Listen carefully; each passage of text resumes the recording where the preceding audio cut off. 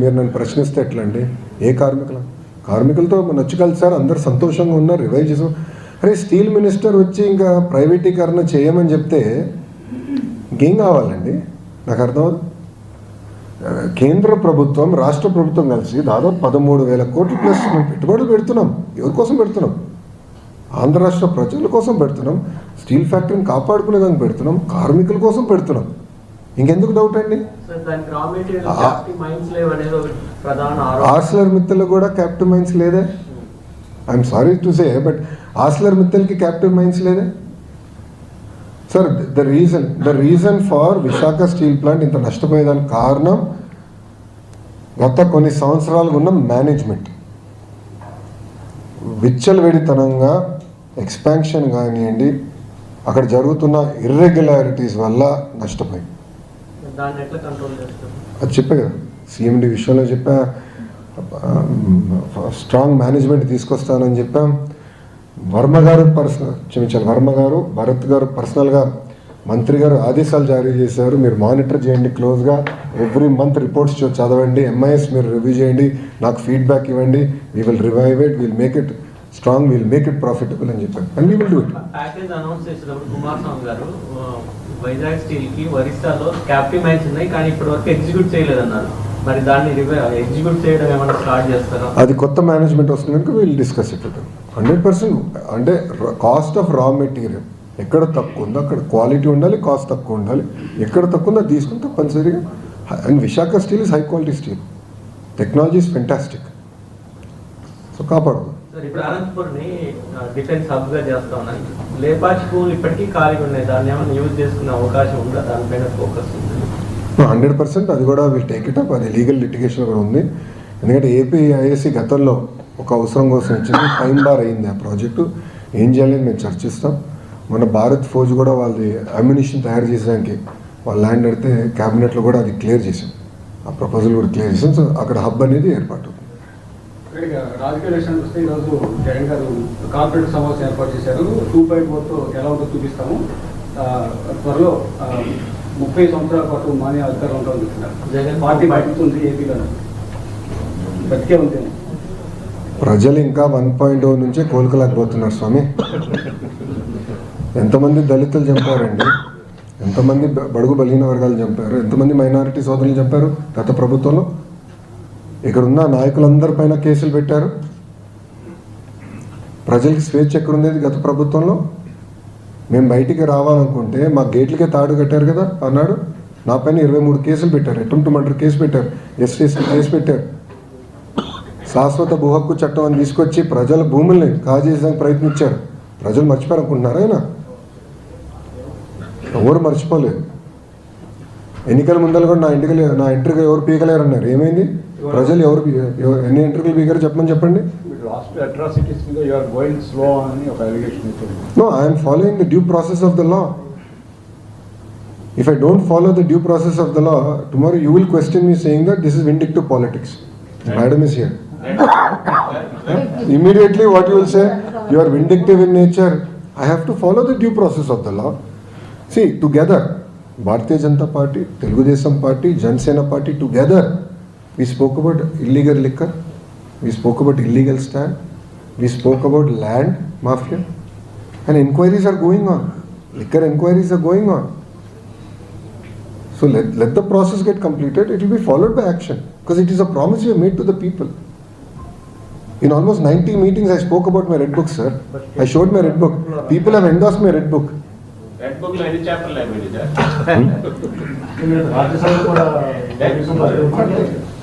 ఏంటండి? ఆయన పేరు ఉందా లేదా అనుకుంటున్నారు. అది కాన్ఫిడెన్షియల్ రిపోర్ట్ సార్. అది కేవలం నాకు మా అధ్యక్షుల వారి మధ్యలో ఉంటుంది సార్. చెప్పండి. Any other questions? Jaganmohan Reddy దారి ఖర్చులు దండగా దారి ఖర్చులకే రావాలి. గుడ్. ఇప్పుడు నేను సూటిగా గౌరవ మాజీ ముఖ్యమంత్రి గారిని, పులివెందుల ఎమ్మెల్యే గారిని ప్రశ్నిస్తున్నాను. 5 సంవత్సరాల్లో మీరు తీసుకొచ్చిన పెట్టుబడులు ఎన్ని గ్రౌండ్ అయినాయి? మేము 8 నెలల్లో తీసుకొచ్చిన పెట్టుబడులు ఏంటి? చర్చకి నేను సిద్ధం, ఆయన సిద్ధమా? మళ్ళీ కోడిగుడ్డుని పంపిస్తాడు. మాకు కోడిగుడ్లు వద్దు, మాకు ఆమ్లెట్లు వద్దు, డైరెక్ట్గా రమ్మనండి, ఐఎమ్ రెడీ టు టాక్, నేను ఎక్స్ప్లెయిన్ చేస్తాను. ఇప్పుడు ఆర్సిలర్ మిత్తల్ ప్రాజెక్ట్ నేను 2019లో కలిసా ఆదిత్య మిత్తల్ని. 2019లో డావోస్లో టీసీఎస్ వాళ్ళ బూత్ బయట కలిసి ఆనాడు చెప్పి ఆంధ్ర రాష్ట్రానికి రాండి అని. మీరు కూడా ఆదిత్యని కూడా అడిగాను చెప్తాను. అప్పటి నుంచి ఐ మెయింటైన్ దట్ రిలేషన్షిప్ అండి. 5 years I maintain that relationship. NDA ప్రభుత్వ అధికారులకు వచ్చిన వెంటనే నేను ఫోన్ చేశాను, బాస్ 5 years అయింది, మీరు వేరే రాష్ట్రంకి వెళ్దాం అనుకున్నారు, అక్కడ ఏం అవ్వలేదు, వచ్చేయండి, వేరే రెడీ. ఒక్క జూమ్ కాల్తో కదిలిందండి ఆ ప్రాజెక్ట్. సో ఇప్పుడు మీరు అడగచ్చు 2019లో వెళ్ళిన ఖర్చులు దండగానే నేను సూటిగా ప్రశ్నిస్తున్నాను మిమ్మల్ని. ఆంధ్ర రాష్ట్రాన్ని నేను ప్రమోట్ చేయాలండి. ఇప్పుడు అక్కడ పారిశ్రామికవేత్తలందరూ నన్ను ఏమడుగుతున్నారు, మీరు గ్యారంటీ ఇస్తారా జగన్మోహన్ రెడ్డి అనే వ్యక్తి మళ్ళీ గెలవడాన్ని? ఎందుకంటే పీపీఎల్ రద్దు చేశారు, అమర్ రాజా లాంటి కంపెనీని తరిమేశాడు, అనేక కంపెనీలు హెరాస్ చేశారు, సకాలంగా కరెంటు బిల్లు మన కరెంట్ కూడా అందించలేదు, పవర్ హాలిడేస్ ప్రకటించారు. ఇండస్ట్రీ చాలా నష్టపోయిందండి ఆంధ్ర రాష్ట్రంలో. ఇప్పుడు అదంతా రివైవ్ చేసాక మేము కష్టపడుతున్నాం, బ్రాండ్ని రివైవ్ చేసాక కష్టపడుతున్నాం. ఈరోజు మహారాష్ట్ర మాతో పోటీ పడుతుంది, తెలంగాణ మాతో పోటీ పడుతుంది, తమిళనాడు మాతో పోటీ పడుతుంది. చివరికి కేరళ మంత్రి కూడా డావోస్కి వచ్చి పెట్టుబడుల కోసం అంటే రాష్ట్రాన్ని ప్రమోట్ చేసాక పోటీ పడుతున్నారు. మళ్ళీ ప్రమోట్ చేయకూడదా మేము రాష్ట్రాన్ని? It is a responsibility, we will promote. అని మీరు చూస్తారు కదా రాబోయే 12 నెలల్లో మీకు ఎలాంటి పెట్టుబడులు రాబోతున్నాయి, ఎక్కడ వస్తాయో మీరు చూస్తారు కదా అల్లారా. అప్పుడు అడగచ్చండి. But I'm ready for the discussion, debate. 5 సంవత్సరాలు ఆయన తీసుకొచ్చాడు, 8 నెలలు మేము తీసుకొచ్చాం. ఆయన తీసుకొచ్చిన కనుక 2x పెట్టుబడులు మేము తీసుకొచ్చాం. We have grounded the projects, we're moving exceptionally fast. Jagan నేతను మళ్ళీ రాడు అని వాళ్ళు హామీ అడిగినప్పుడు మీరు వాళ్ళకి హామీని ఇవ్వగలిగారా సార్?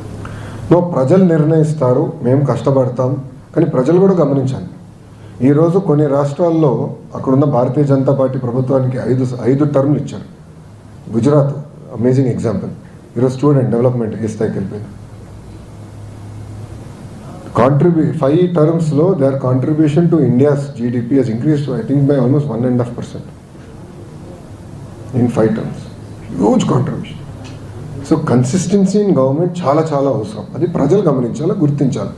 ఈరోజు కేంద్రంలో 3వసారి ప్రధానమంత్రిగా నరేంద్ర మోడీ గారు వచ్చారు కనుకనే ఈరోజు పాలసీ కన్సిస్టెన్సీ ఉంది, పెట్టుబడులకు పెద్ద ఎత్తున వాళ్ళు ప్రోత్సహిస్తున్నారు. ఆ కన్సిస్టెన్సీ వల్ల ఈరోజు మనం బయటపడగలుగుతాం, దేశం ముందరికెళ్తాం.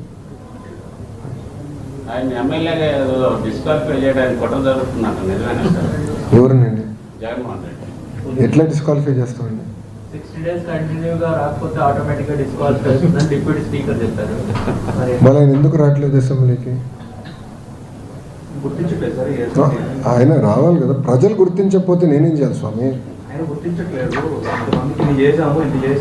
But is duty bound to come.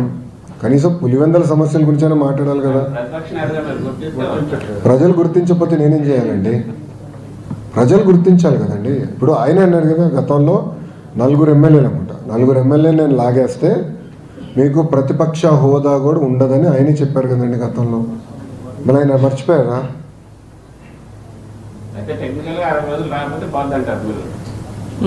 వాస్తవంగా నేను అదొకసారి స్పీకర్ గారితో మాట్లాడినా స్పందిస్తాను.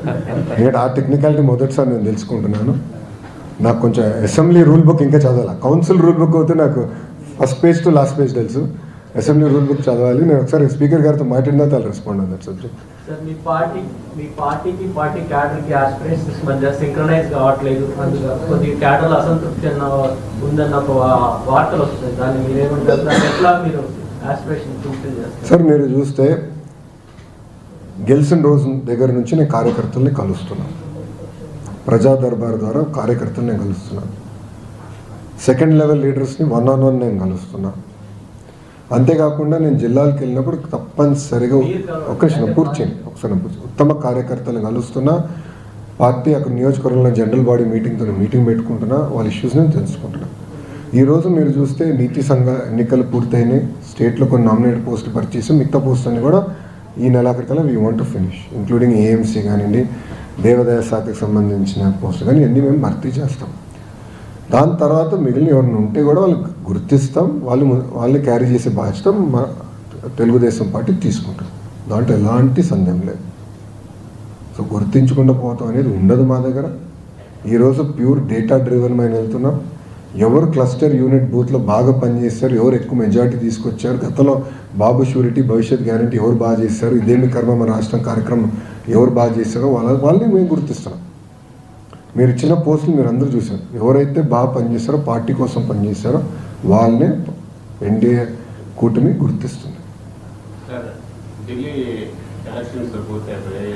ఇప్పుడు ఎగ్జిట్ పోల్ కూడా వచ్చి బీజేపీకి అనుకూలంగా చాలా ఫలితాలు కూడా వచ్చింది. సో బీజేపీ ఈసారి అధికారంలో రాబోతుంది 27 ఏళ్ళ తర్వాత ఢిల్లీలో అంటున్నారు. సో సంకీర్ణ ప్రభుత్వం. నేను ఢిల్లీ నాయకుడిని కాదు, గల్లీ నాయకుడిని చాలా స్పష్టంగా చెప్పా. గౌరవ ముఖ్యమంత్రి చంద్రబాబు నాయుడు గారు ప్రధానమంత్రి గారు ముందల విశాఖపట్నంలో చెప్పారు, next target is Delhi, NDA కైవసం చేసుకోబోతుంది. Sir, but exit polls are showing that BJP